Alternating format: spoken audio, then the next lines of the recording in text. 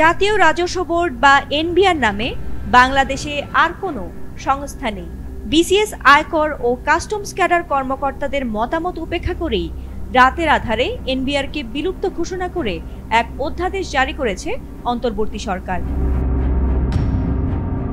সোমবার রাতে জারি করা এ অধ্যাদেশ রাজস্ব নীতি বিভাগের কার্যপরিধিতে পরিবর্তন এনে জাতীয় রাজস্ব বোর্ড বা এনবিআরকে ভেঙে রাজস্ব নীতি ও রাজস্ব ব্যবস্থাপনা নামে দুটি বিভাগের সৃষ্টি করা হয়েছে।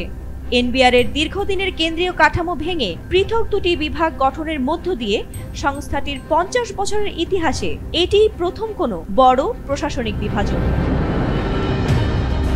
রাজস্ব ব্যবস্থাপনা বিভাগের প্রশাসনিক পদগুলোতে প্রশাসন ক্যাডারের কর্মকর্তাদের পাশাপাশি আয়কর ও কাস্টমস ক্যাডারের কর্মকর্তাদের রাখা হয়েছে। অধ্যাদেশে বলা হয়েছে, রাজস্ব নীতি বিভাগ কর আইন প্রয়োগ ও কর আদায় পরিস্থিতি পর্যবেক্ষণ করবে, আর রাজস্ব সংগ্রহের মূল কাজ করবে রাজস্ব ব্যবস্থাপনা বিভাগ। দীর্ঘদিন ধরে এনবিআর এর নীতি প্রণয়ন ও বাস্তবায়নের কাজ একই কাঠামোর মধ্যে পরিচালিত হয়ে আসছিল। সংশ্লিষ্টদের ভাষ্য, এতে অনেক সময় স্বার্থের দ্বন্দ্ব, তদবিরের সুযোগ এবং দীর্ঘসূত্রতা দেখা দিত। নীতিগত চিন্তা ও মাঠ পর্যায়ের বাস্তবতা একসঙ্গে মিশে গিয়ে প্রায়ই রাজস্ব লক্ষ্য পূরণে ব্যর্থতা দেখা দিত। এ কারণেই হয়তো এনবিআরকে বিলুপ্ত করার সিদ্ধান্ত নেওয়া হয়েছে।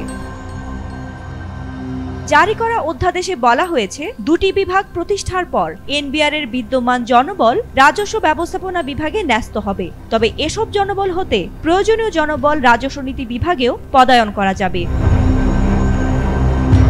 বিশ্লেষকদের মতে, নীতি ও ব্যবস্থাপনা এক ছাতার নিচে থাকায় জবাবদিহিতার ঘাটতি ছিল।